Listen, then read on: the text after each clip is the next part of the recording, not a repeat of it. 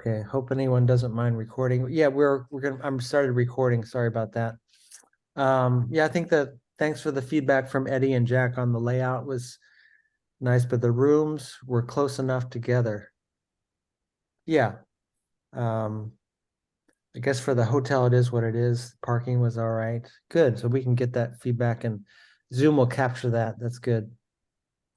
Um, so we did I think we did a fairly decent job given a new venue, and I think that some of the adaptations and some stuff from the retro in adapting the venue to make it work better for us. I think that we can do that as well. The capacity of the venue, I think, was perfect for us in terms of, I think we had 270 total for the in terms of the registration report. I can't remember exactly how many were virtual versus in person, maybe 150 in person, but I think we can probably fit 20% more, which would be a good goal for next year in terms of in person. So I think the size of the venue was good for this year as well as possibly for next year. Um, just a little bit about PNSQC for those that are new to the organization. I won't go through this. You can read it on your own. This year will be our 42nd year, so we're really excited about the coming year. Um, let's see here. I just keep reading the feedback in the chat there. We had our three award winners this year. We had all women, which is the first time ever. And I thought that was really, yeah, I thought that was really fantastic that we had three women. Um, so they will be back as invited speakers for next year. So that's really fantastic. And I thought it was interesting the diversity of the topics also for the winners, which I think is a good thing. So we had automation stuff, which is, fairly technical things. And then we had also very broad management type things from Linda on quality ownership. And then something in between, which Sophia did, which I thought was great. And I had the privilege of being able to work with Sophia on her paper. I was one of her reviewers. And so, I'd encourage anyone that's here today to, if they're not going to submit a paper, to, recruit authors as well as work with authors like Sophia to help them turn out a good paper and presentation. It's a rewarding experience, especially for me to see her win. It's just fantastic. It was really great to get to know her too. Um, let's see. Let's hear from Moss on the program update. I'll just Moss, maybe you can update us on the program. Sure. I pretty much I'm just kind of go over some of the highlights. We had the program itself. We didn't actually stretch the framework that we had for the past couple of years too much, or from before the pandemic even. We have 4 keynotes, one for each day, opening Monday and Tuesday and closing on Monday and Tuesday. We had the special guests who were people mostly from the community, although a couple we brought in for being at the conference. The invited speakers are usually the three award winners, and then we also ask in 3 expert presenters. We had, for example, James Shore and Greg Pascal as invited speakers. We didn't stretch the workshops too much from our regular framework. We had 8 half-day workshops on Wednesday, all day of workshops. The 31 technical papers was pretty good. The one, I'll talk about this a little bit later, challenge was the number of people submitting for doing a technical paper. It was very difficult to get people to submit. And then as Phil pointed out, one thing that was different was we had 5 tracks on Monday, and we included the tutorial sessions on Monday. So that was the 5th track, something new. And I was wondering how if people got a chance to go to the tutorial sessions and how that worked out. The schedule for the tutorials was skewed a little bit since they were 2 hours, and our regular presentations were about 45 minutes or 50 minutes. So if you have any feedback on that, so let's go to the next slide. We got a total of 96 total submissions, which is not bad. We've gotten more in the past, but a lot of the people that submitted either only wanted to do workshops or only wanted to do keynotes, and even though they're submitting to do a paper presentation. So sometimes when I followed up with them, even though they'd put in as a paper, they're like, well, this is a workshop. I wanted to do that. And we really only had 8 slots for workshops. So it's hard to get people to convert those workshop proposals into a paper presentation. I also noticed there were a large number of incomplete submissions. A lot of them were just totally empty. I deleted those, but there were about 14 where people had only gotten to the first, they had only gotten about to the 3rd or 4th step and then never actually filled in the rest of it. I'll talk about that in a minute. So we ended up, we rejected 34. They were either workshops, keynotes, or people who removed themselves, or some that were just kind of lower priority or lower interest, and that we put those as alternates. And we accepted 59, and that 59 number includes the workshops and the keynotes. The author attrition, as far as I know, I couldn't tell that it was any higher or lower than regular years. The one kind of low spot in terms of participation was the poster proposals. We had about 9 proposals, but the actual participation was very low.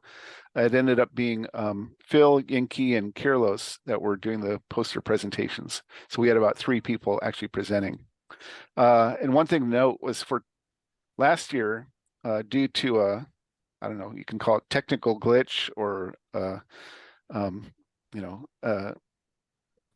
some luck on somebody's part, poster presenters got free entry only for 2023. Next year, it's going to be poster presenters get a discounted entry for the conference. One thing I thought, just looking at it and looking at the incomplete submissions, is that they might have only gone far enough to see that they needed to pay for travel, because that was about the 3rd or 4th page, and then maybe they gave up after that. So I don't know, did anybody have any questions about those things in the program? You can put them in chat or shout out, or we can go to the next slide. Is there any reason, so you were saying there were a lot of proposals for workshops that got rejected? Yeah, Is there any reason specifically. we can't have more slots for workshops? Well, it would have been a challenge. We had 4 rooms, and if you allocated for workshops, I guess we could have allocated 5 rooms for the workshops, but even still, it's hard to, if you have 20 people proposing to do a workshop and only 8 slots, it's kind of hard to get everything in. So that's a good point, though. I mean, we do have those, at least in that venue, right? So it is constrained by the venue. yeah. And in that venue, we do have, I think there's like a small conference room that could have like a 10 or 12 person workshop, right? And potentially we could also, convert that ballroom, their dividers, so, maybe on the 3rd day or on the workshop day, you could split it up into 2 rooms. So I think it's actually, is it 2 rooms or 3 rooms, that big conference, that big it ballroom? might have been 3. It's 3. Yeah, so No. that's an option. That would be a good option. Yeah. Now, do we think we'd have enough people to fill all of those workshops? That was my question too. Do we Yeah. have enough interest? Yeah. That's one of the things, feedback or things we have from our retro, is that the workshop attendance was very low. Mhm. But we're Really? going to try something new next year, so we'll see how that goes. Yeah, I found those to be very useful. Yeah, I wish I could have taken more. So Okay. Excellent. Good I mean, feedback, Eddie. another thing to consider in terms of all these proposals for workshops is maybe we've talked about this at some point in the past, having a spring workshop session versus the fall conference, Uh-huh. or Yeah, we- or in addition to. Yeah. And you meant the last bullet point there, that they needed to pay for travel. I'm wondering what the other conferences do. I know there's a trend away from the, what would you call it, Tariq? Pay to play or whatever. Yeah, In yeah. terms of Pay to speak. pay to speak. In a called no lot pay of to sense, But I there are can't- still a number of conferences that do. Basically, the only thing that they sell is that, hey, if you do a talk or you do a presentation, you get to, you don't have to pay for the conference, etc. But you do end up having to pay for travel. It may have changed. I know that a number of conferences are making a point that if you are selected as a speaker, that they will at the minimum give you a stipend for travel and accommodation. And if it comes out to be more than that, you kind of work it out. But generally speaking, I think that we would have to decide if that makes sense to do and what Right. the level of cost is. Maybe we just say something like there is an honorarium that we give for everybody. I'm throwing out a number. You don't have to hold to it. Yeah. Say something like for everybody who is selected as a speaker, you get paid $750, or you get an honorarium of $750. That should cover your travel, your accommodations in the hotel. We could basically cover the accommodations in the hotel, but that should cover your travel, and anything that's left over from that is basically yours. Tariq, can you provide input on that, please? Yeah, that's not usually how it works. They don't normally just give an honorarium. They would just say that they're going to cover your hotel and cover your flight, like basic economy.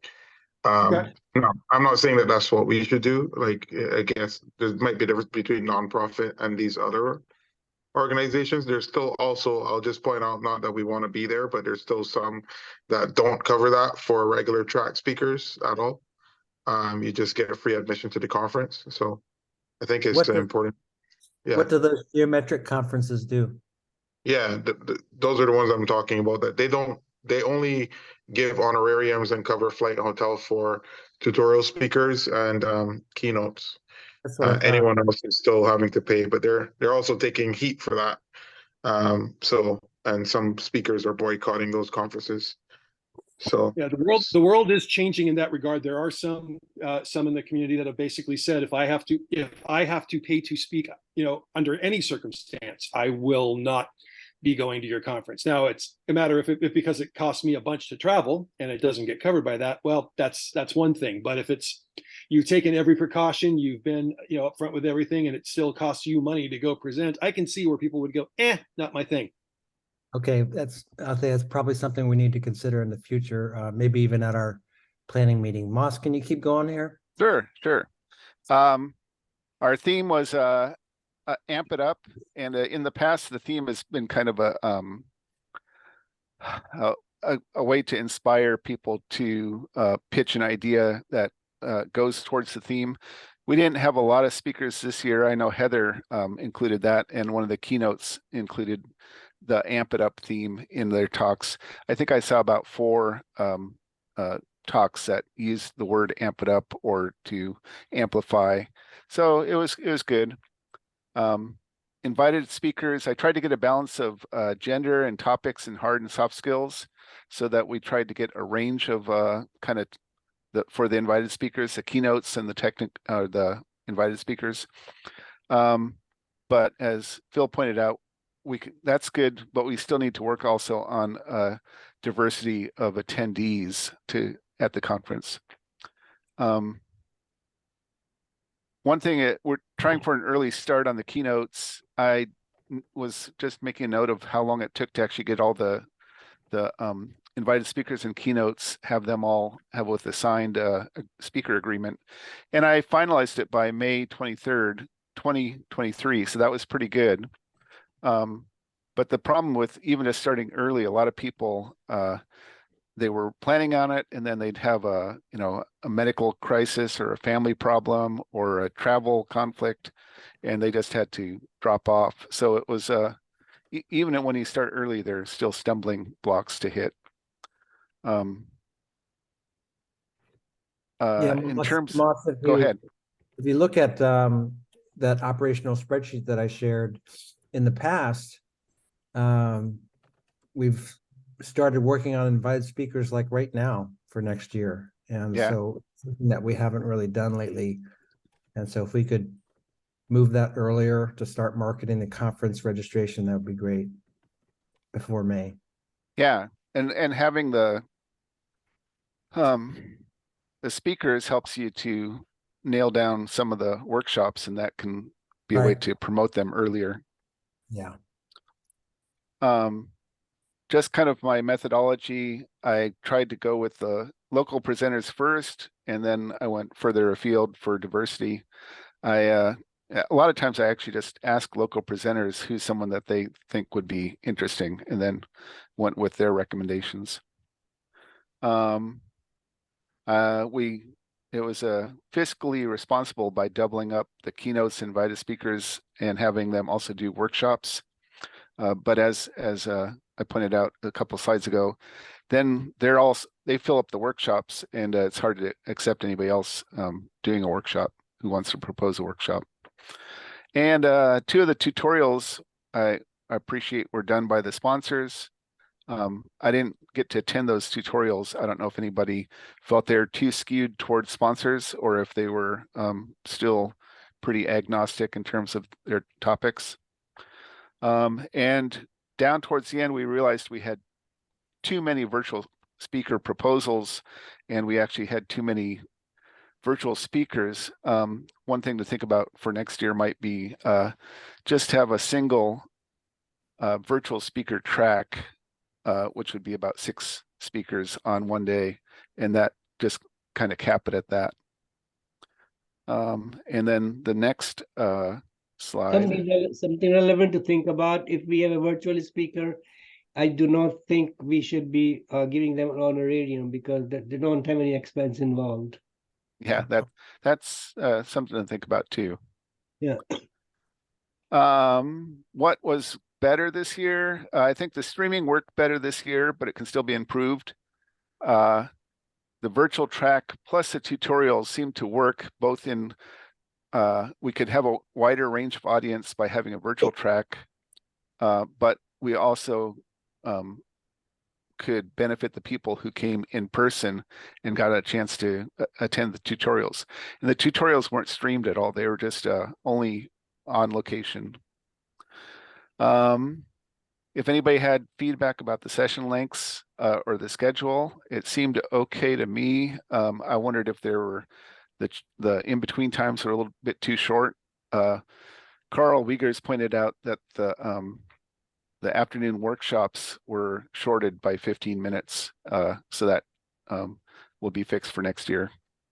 And I heard that the moderators wanted better prep on hybrid duties for both, how to talk to people who are attending virtually, as well as, starting and stopping the streaming if that happens, and introducing people. I wanted to thank Costa for filling in at the last moment. And I was surprised the feedback I got from a lot of the presenters that they just were really fans of the conference, even the virtual presenters. So that was good. And the sponsors also seemed happy.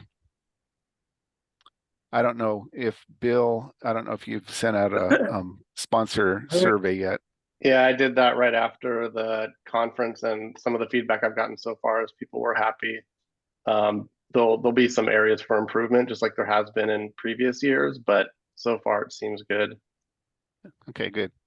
Yeah, I was going to comment that one change we had this year with the venue and the sponsors was that we put the sponsors in the same room that we were eating, and which is also the same room as for the keynotes and the invited speakers. And we didn't do that before. We thought that, it's rude to have people eating while you're speaking, or mixing those things up. And I think it worked out all right, though.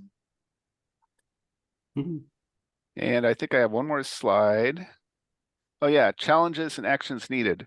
So things that I'd like to focus on are making the workshops, they're a really good value, and they're worth attending, but we had low participation for some reason. So maybe to focus on the workshops, promote them early. Don't try to provide a hybrid platform for the workshops. Just have it in person only, because that was the major headache for the presenters. And then also maybe move the workshops to the beginning of the conference so that people can focus on that first, show up, and then be all energized for the rest of the conference. As it was, it seemed a lot of people were leaving or had to leave, halfway through Wednesday, and it was kind of I don't know if it would be demoralizing, but de-energizing.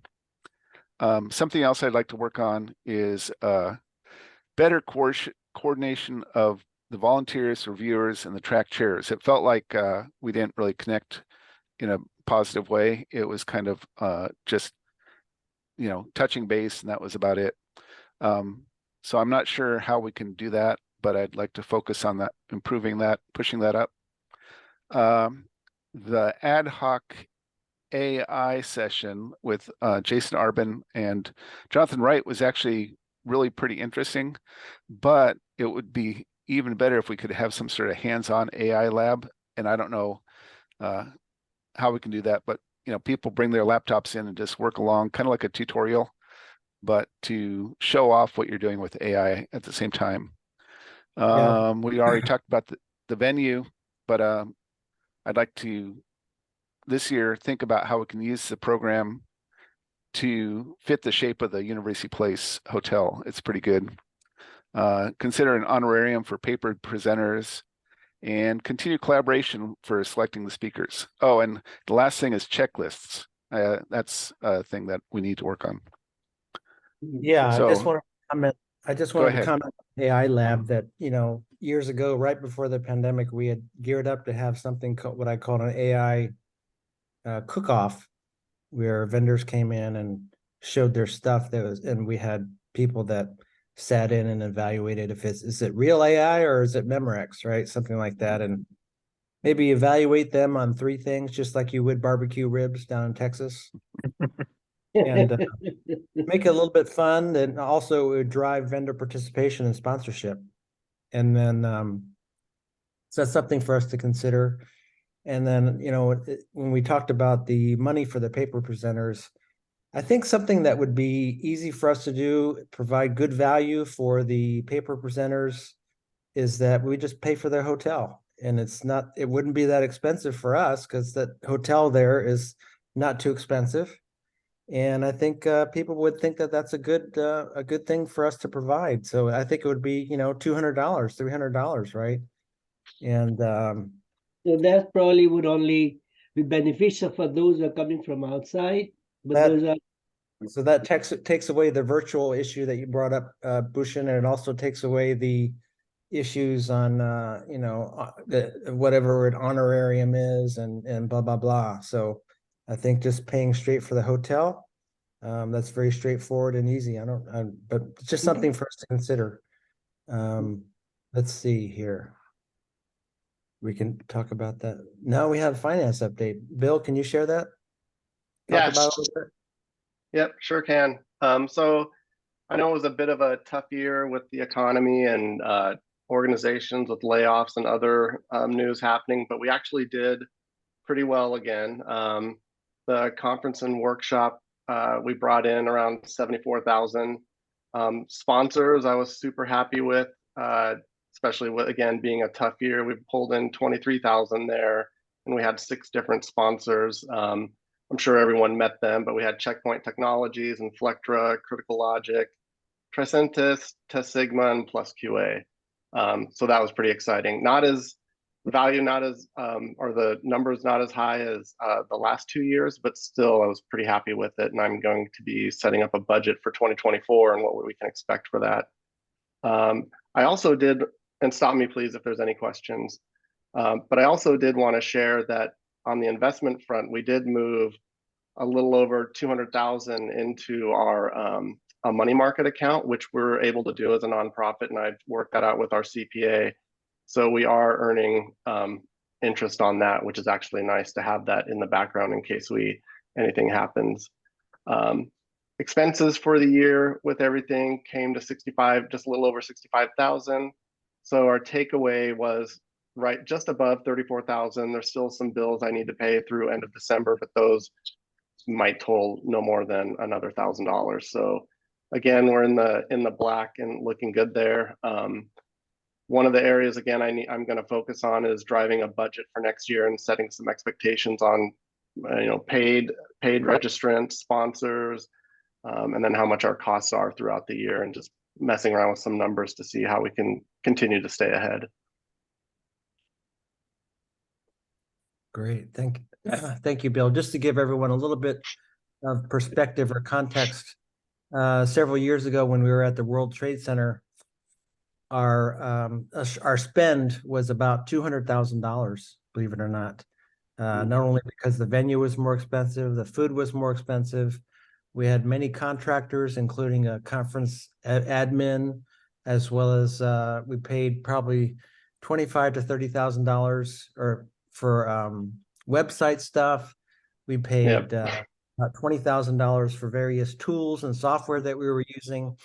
So we've cut our costs, more than half over the last couple of years, trying to get lean and mean. And I think now is really the time to figure out, to grow ourselves and figure out where to spend the money is best with the best bang for the buck. Michael, you have about 6.25 minutes to cover. So I'll let you do your thing. Okay, I will do my level best to do this as quickly as I can. So I have here a few numbers just based on our grants that we use for Google Ads, as well as for some paid stuff that we did.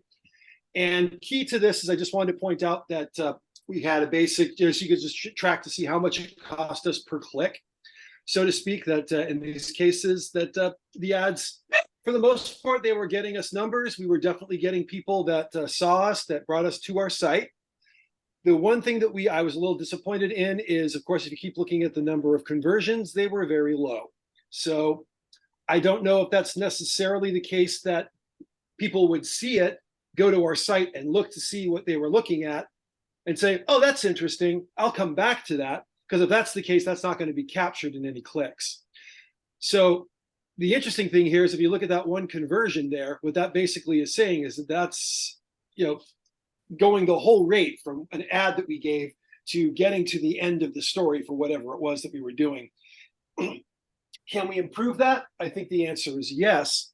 I had a chance to talk to a few other people that I know who have been running conferences or run similar conferences, or conferences at the same size but in different business niches, and they all said the same thing.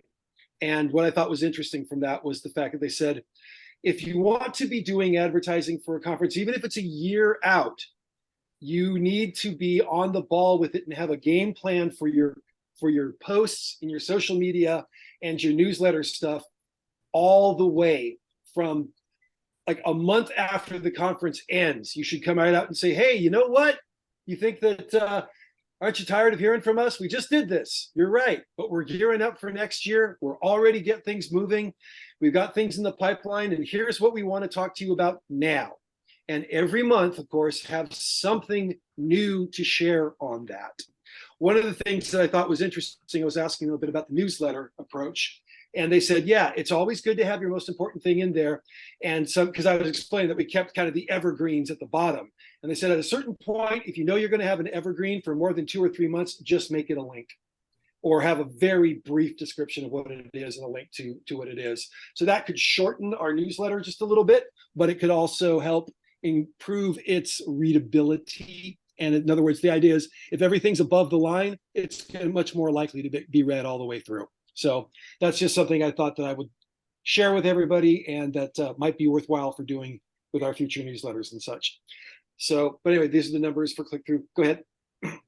Yeah, I think just based on this, we need to think about what our goal is for a conversion and really focus on that. Agreed. And this is a little bit of a bigger view, just so you can see where the money went and how much we ended up spending. So we're not talking about a humongous amount of money for this. Right. Yeah. And of course, the real answer is if we were willing to spend more money, we could potentially have a much larger reach. But the reason I wanted you to see these numbers, basically, that with what we spent, we got to about 7,500, excuse me, about 8,000 people all told. Now, going on, and you can see in the next couple of pages, I have some graphs to show the growth of getting, to one of our things for goals for 2024 is engaging and giving concrete tasks to volunteers. It'd be great to have a volunteer who has experience with Google Ads grab a hold of this and really take it by the horns and make it work, improve it. That would be fantastic. I do agree. And this is just a trend track showing, kind of the costs and what we got and the benefits for it. Now, this is a little bit, the second graph also puts it into, now, mind you, the problem with it is that the first is the month of October. So of course our views went down as the conference continued, but this is also showing the year over year when people paid attention to what we were doing. Mm-hmm. So, and here's basically basic tracking of just how we did over the course of the 6 months leading up to, it says October 1st through 31st, but this is actually the entire run.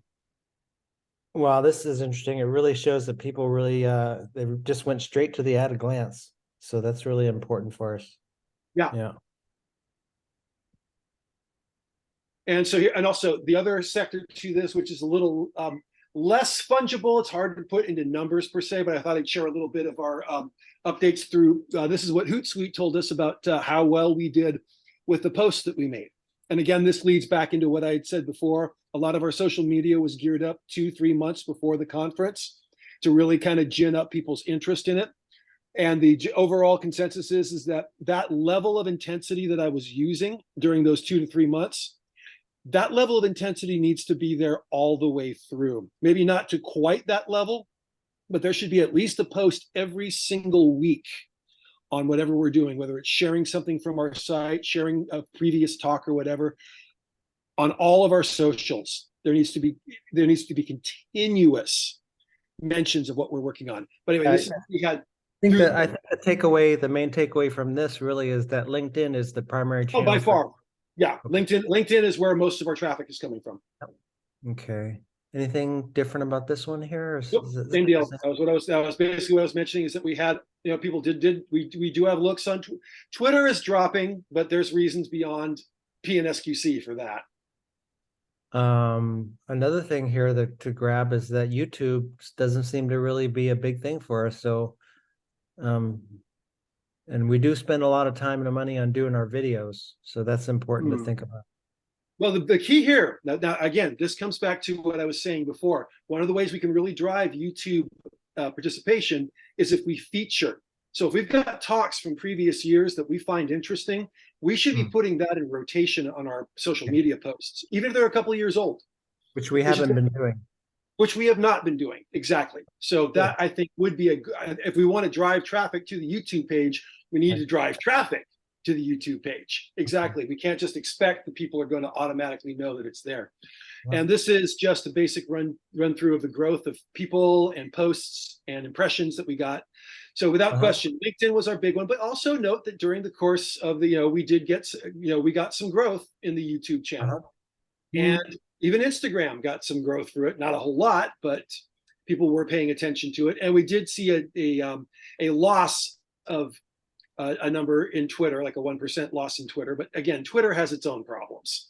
And I don't think that's necessarily, oh, we're doing something wrong. People are fleeing to Threads. Yeah, exactly.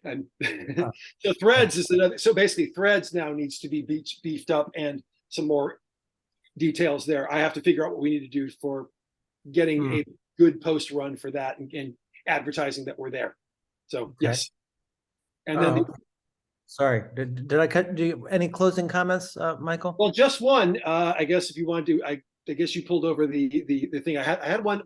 Maybe I did the update too soon after you did the changeover to the thing. But we have already announced. So is it? Do we want to announce that we have already determined what the 2024 theme is? Sure. I don't now. Whenever you want it. When you're the marketing guy, right? All right. Yes. Well, I'm just saying, if everybody wants to go to the homepage right now, you can see that we have announced the updated theme for 2024.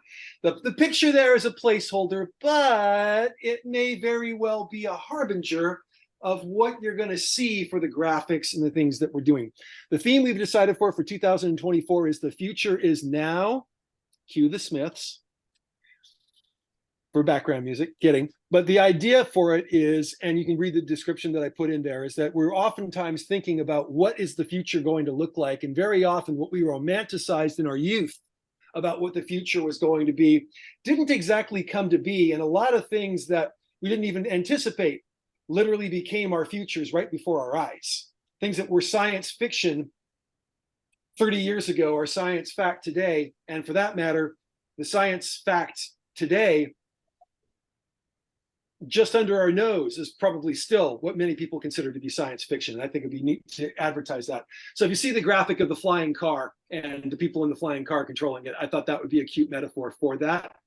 But I'm anticipating that we do something along the lines, and mind you, none of this is set in stone. So if you have ideas, we'd love to hear them. But the key idea that we want to work with is sort of a Meet George Jetson kind of an idea, sort of a retro look at the future as it faces into the real future, and we can roll with that. And I think that's my time. So over to you. I was going to say you have 16 more seconds. Woo! All right. Thank you, Michael. This is good stuff. Really interesting to understand our channels and what is the most place where we should put our effort, which is good. Sam was able to put this together for us in terms of looking at the conference survey. Unfortunately, we only had 20 plus responses, which I thought was really, really low. But you know, what people like the most about PNSQC, these top 3 things, which is, you know, I'm glad that food was not on there because the food was certainly just okay. But the conference sessions and the keynote speakers, I think what we can take away from this is that I think we can take away that, you know, having the papers and having the deep dive sessions is a good thing, and it makes us differentiated from the other conferences, the other what would you call them, geometric shape conferences. Sam was able to put together a word cloud on positive aspects, and I think that papers came in there, variety, friendly topics, free online. The QR code survey, which I believe Kathleen put together for us, was really handy. I think we need to maybe expand that and make sure that it's on all the tables and on all the signage and everything, because since we only had 26 responses, obviously that needs some work. Even though it was a good method, it needs to be spread around and used more. Maybe we can be creative on where we can use that. I guess the organized dinners, which was the what we call that, the Dine Around Portland. I think that was a big hit. People still really enjoy that, so that's good. Let's see. Oops. Events that people want to see. We have meetups. We're doing that. Lightning talks. That's something that we can put into our agenda. That I guess that comes from the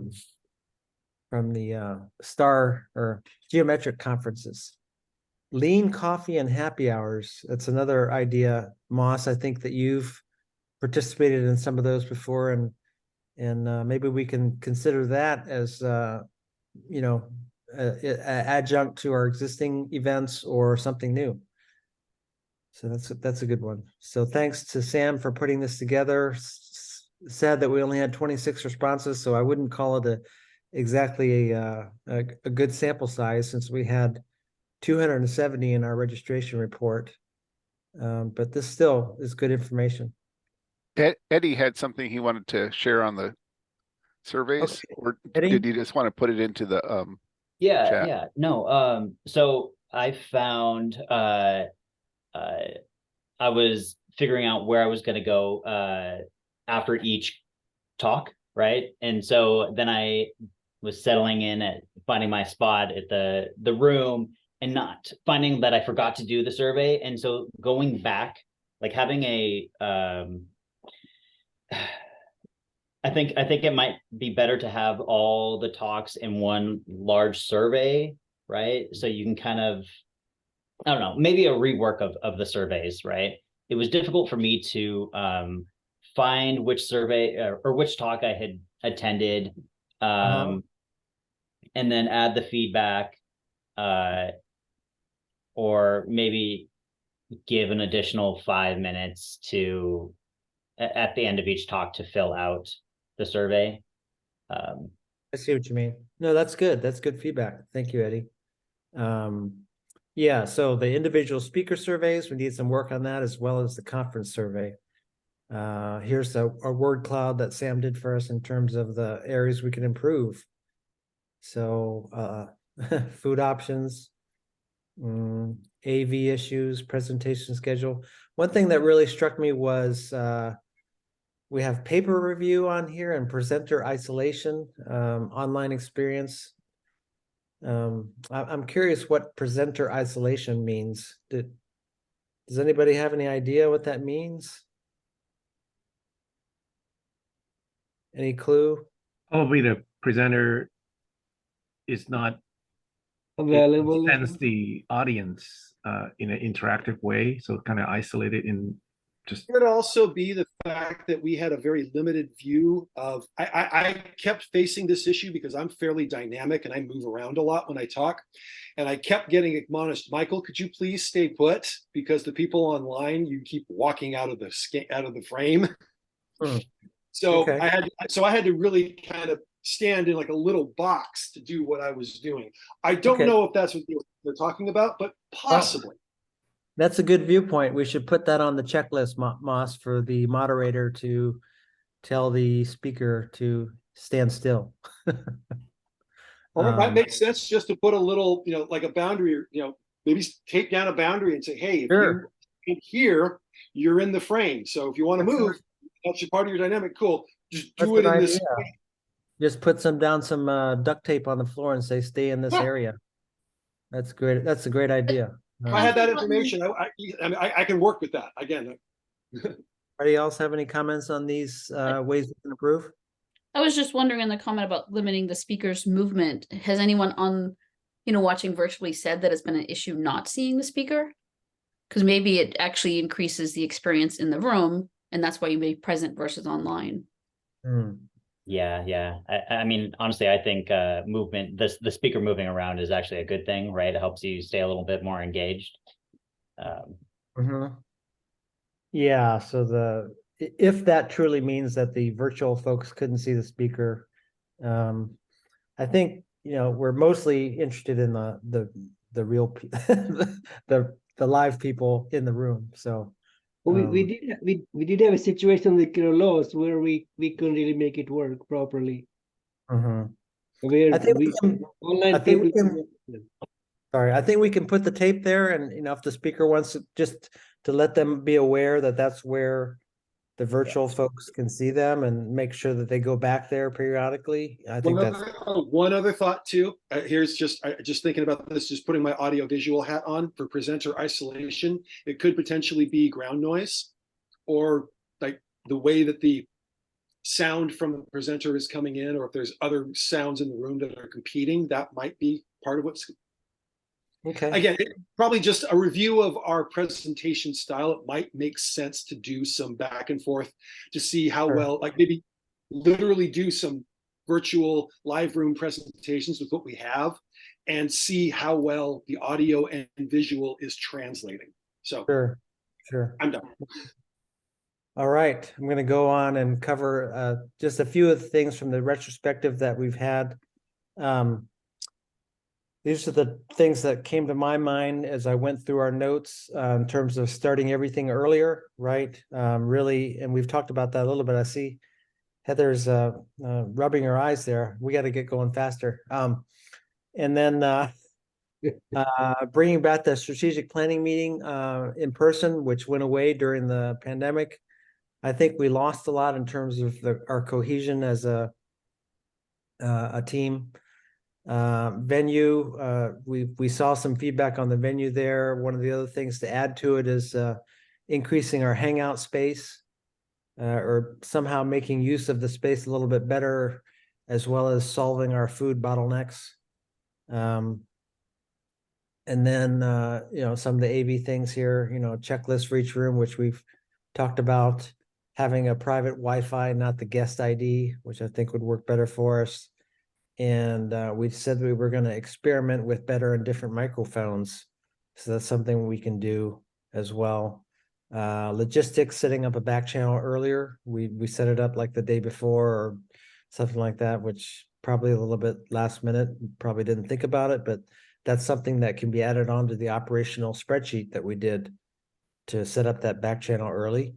I think that, you know, as some of you know, I did about 6 interviews with speakers as well as sponsors and volunteers. And I think that it's something that's been missing in terms of our engagement with folks that are part of the conference, in terms of really connecting with them after the conference to kind of get them on board and engaged for the next conference. And we kind of have to start from zero again. And we tend to do that in April or May.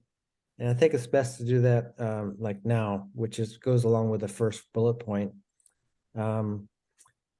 We talked about making the workshops great again, changing the workshops to day one, and actually raising the price. I think that we made them very, very cheap. And when things are cheap, you know, you just don't see the value or don't want it because you think it's no good. So, you know, making them, you know, $9.99 maybe wasn't such a great idea, right? And if it's $9.99, maybe you don't buy it because you think it's cheap and it'll fall apart, something like that. Keeping the virtual track, I think, is a good idea.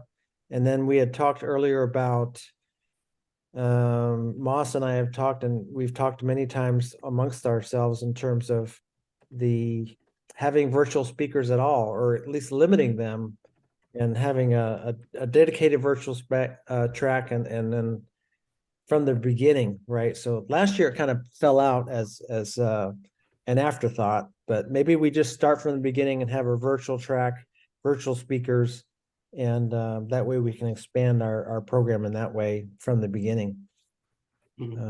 Anybody have any comments on this? We're at maybe, I mean, instead of worrying about virtual users, maybe just recording the sessions and then making them available to people that pay the virtual attendance, right? Making it available online. Yeah, we do record them all, so they're going to be online soon. But like I said before, it is a bear to put together these videos. So Yeah. I think if you're good at videos, we certainly would welcome you to help us out on the videos. Okay, so Phil, definitely, like as we're coming through and we're thinking about these, the more specific that we can mention, like what we need from somebody. Yeah. When we say we always have a call for volunteers, if we don't have well, I mean, I guess I can help. But if you say, hey, we need somebody out there who's definitely really good with Google AdWords or Google Ads, or we need somebody who could really help us with video editing. Maybe even honestly, video editing is a royal bear. So it'd be great to do it as a volunteer, but it might even be able to say, we can't pay much, but we'll pay a little. That's something that we have talked about before in terms of really grabbing specific tasks, and that makes it easier for all of us. But that's good feedback. Thank you, Michael. Yeah, which actually brings us up to the next one, right? So I should just type in video editing on here as well as Google AdWords as one of the things, and maybe even having social media channels that volunteers are in charge of, you know, something like that. I think that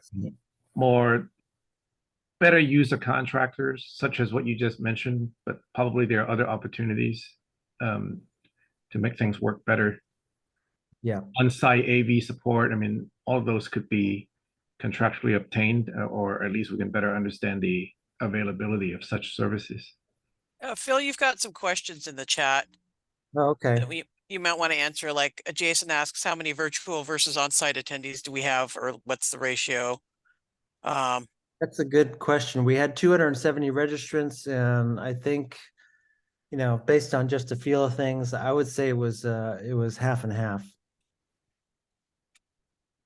And then there are the free attendees is another additional number of people. No, the free attendees is in that half that was online. Oh, I see. Is there any other questions, Heather? I'm looking here. Let's see. Who is the person who did the video interviews in the hallway? They may have some input on video editing. That was Leandro, is that right? Yeah, it was Leandro mostly.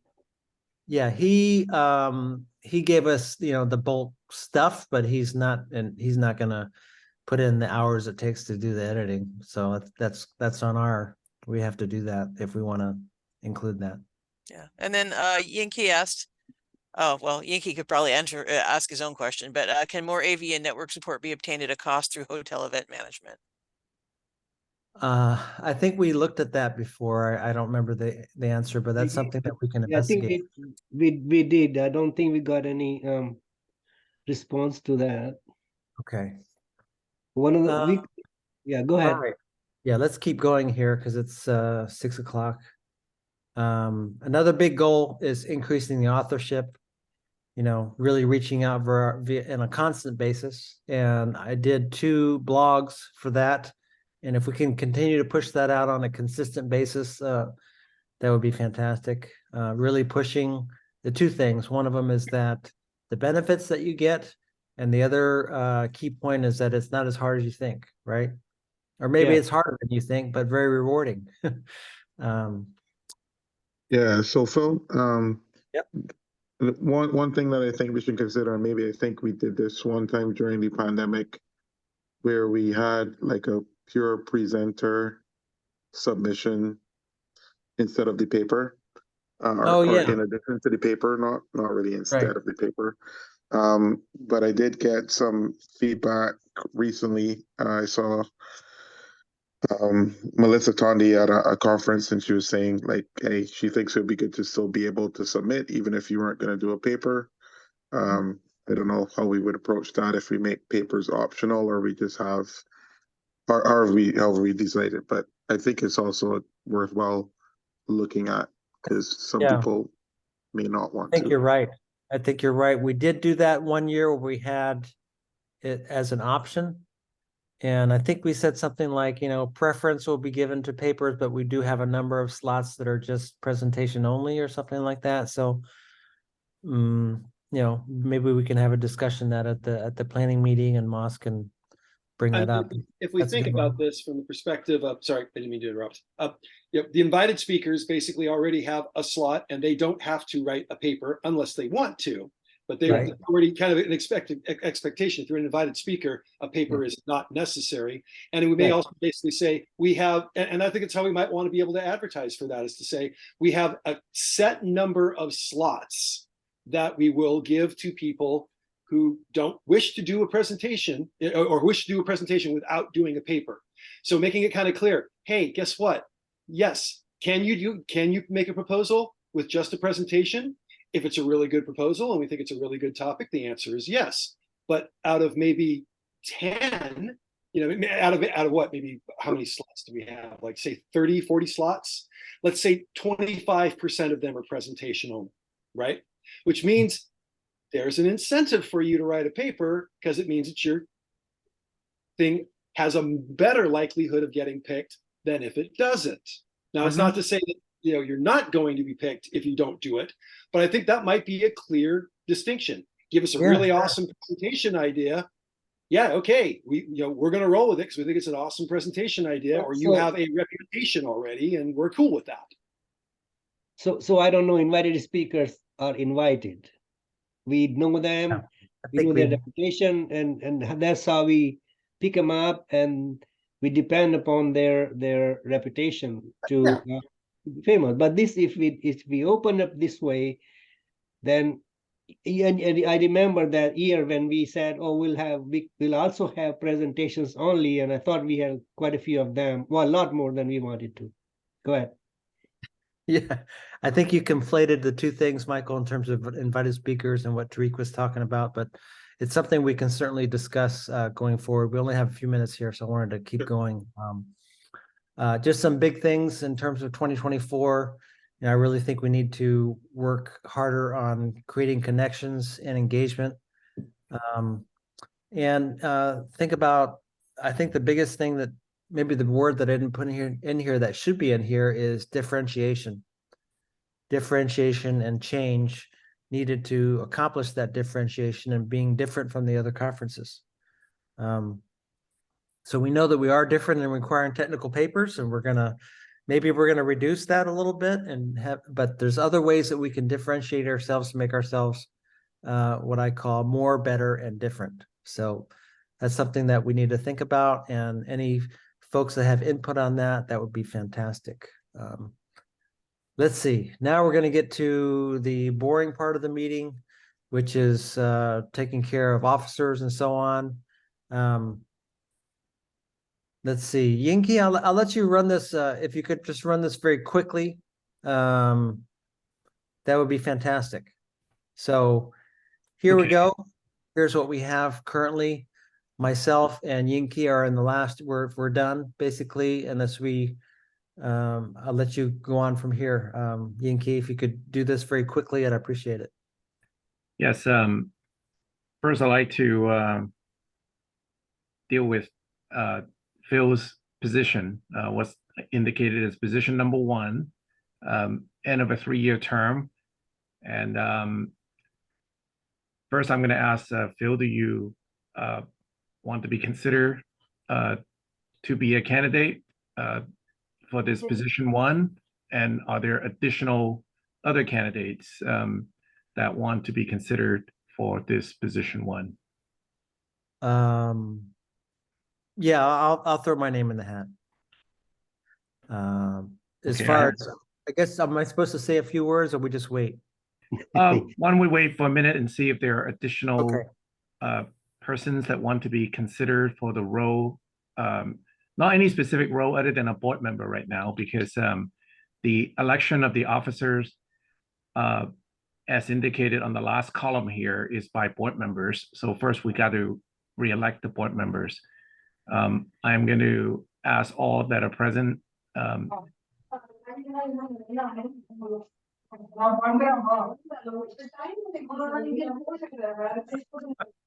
guess they're having a discussion about the board members.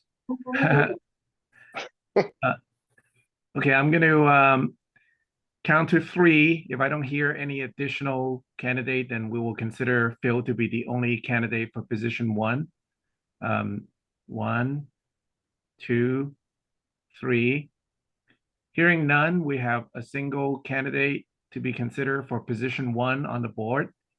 If I can very quickly ask all of you present to please use the chat function and send it to me alone, your vote, I would appreciate it. There are 17 people present, so please help me. I got 1, 2 votes.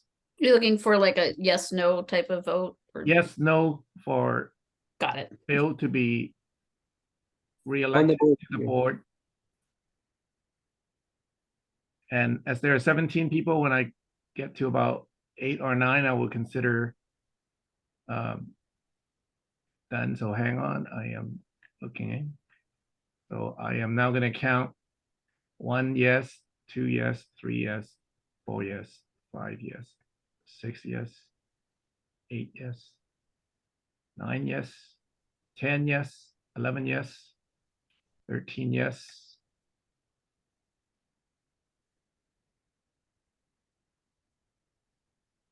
I got a smiley face. I don't know if that's a yes. I'm sorry, I had to discount the smiley face. I don't know what that means. We have the majority, more than the majority present that has elected Phil to continue a new 3-year term. I therefore confirm position number 1 will be filled by Phil for the next 3 years. But that doesn't necessarily mean president. Just want to That does not necessarily mean president. That's a separate process. First, we're electing the board member. The second position is mine, and I will let Phil run this process Same as So before. I guess the ahead. first step is Yinki, do you want to invite yourself for self-candidacy for another 3 years on the board? Not necessarily secretary, but just being on the board. Yes, I will be honored to be considered for this role of the board member, position number 3, for another 3 years. Okay, are there any other candidates who want to, or people can actually nominate others as well? So if you want to nominate somebody else or yourself to be on the board, then please do. Does anybody have any please, you can just type it into the chat to me if you want, or does anybody have any input as to other folks that they think should be on the board?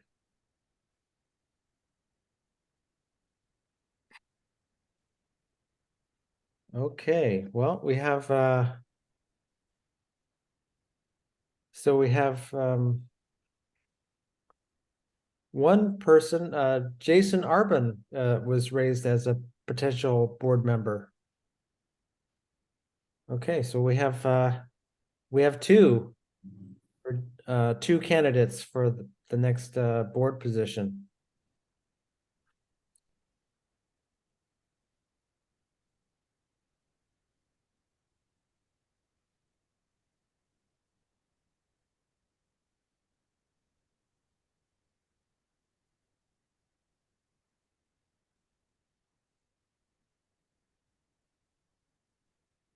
Have a look at the chat, Phil. Yeah. Okay. Oh, I see now. He's too busy. So that was a mishap there. Okay. What responsibilities does a board member have? Well, that's a good question.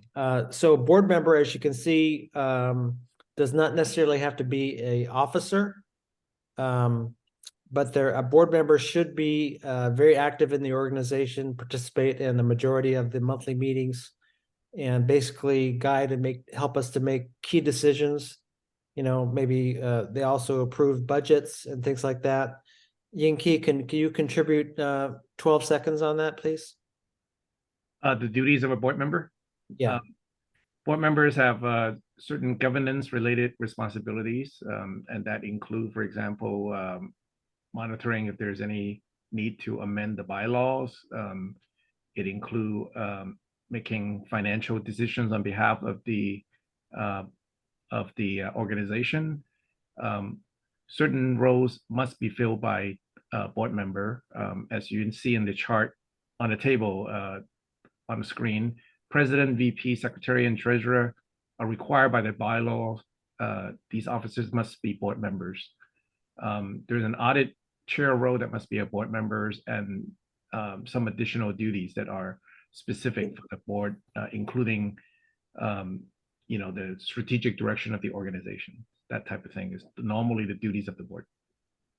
Yeah, I think there's some of those official duties, so to speak, for board members. So board members are also those particular roles there, but one of the things that I looked at the bylaws carefully with Yinki, and so chairs and officers, we can define as many of those as we want, basically. And so we can have a volunteer chair, we can have a membership chair or a membership officer, right? And previously, as a board member, you're able to get reimbursed for your attendance when you go to the conference or for the strategic planning meeting and so on. And one of the things that we'll be discussing very soon is, the kind of privilege or cost reimbursement for chairs, right? So if you're a volunteer chair, and you're really active in the organization, there's no reason at all why you wouldn't want to be at the planning meeting and be reimbursed for your travel and your hotel for that event. So I think that's something that we haven't had before, and I think it's an important thing to get volunteers more engaged and active in the organization. Also, you don't have to be a board member to be a chair or volunteer. That's A chair. Yeah, that's what you're saying. That's what I'm saying. And Okay, so Yeah, like for example, somebody else could be sponsor chair if they'd like down the road. exactly. Right. All right. So everybody put in their votes, yes or no, directly to me for Yinki. Give you 36 seconds. Oh, that's too much time.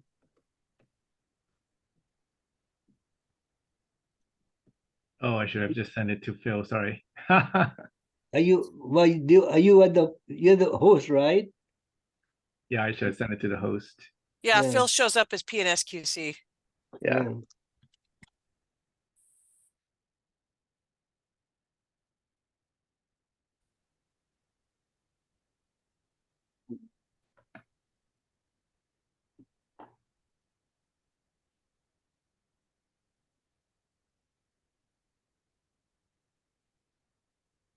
I will say that to be a board member, it would be great first to have your participation as an active volunteer to really to let folks get to know you. All right, I guess Yinki is in, so welcome Yinki back again. And let's go on to the next slide here. Officer elections. I guess we don't really need to do this, right, Yinki? This comes later. We can do this in December. We can do that in December.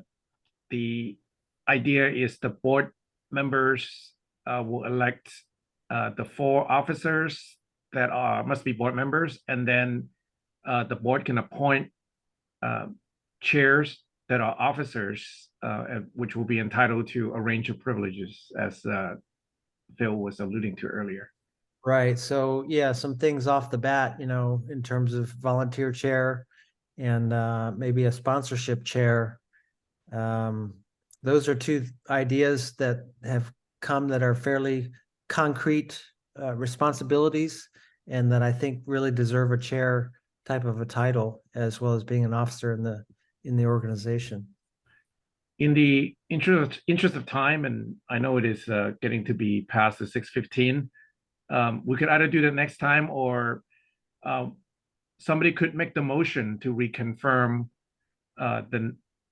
sorry, if we can go back to that real quick. Just gonna do that in December. That would be fine. I think that's what we should do it. Okay, that's fine. Yeah, there's no rush. Yeah, do it in December. Let's go on to the last slide. There's a couple important dates in here. We got the monthly meetup on December 6th coming up, and we've got to work together on figuring out what that will be and where it will be and so on. We have our next business meeting on December 13th, which we can discuss what we just said we would discuss next time. And we're opening the call for papers early this year.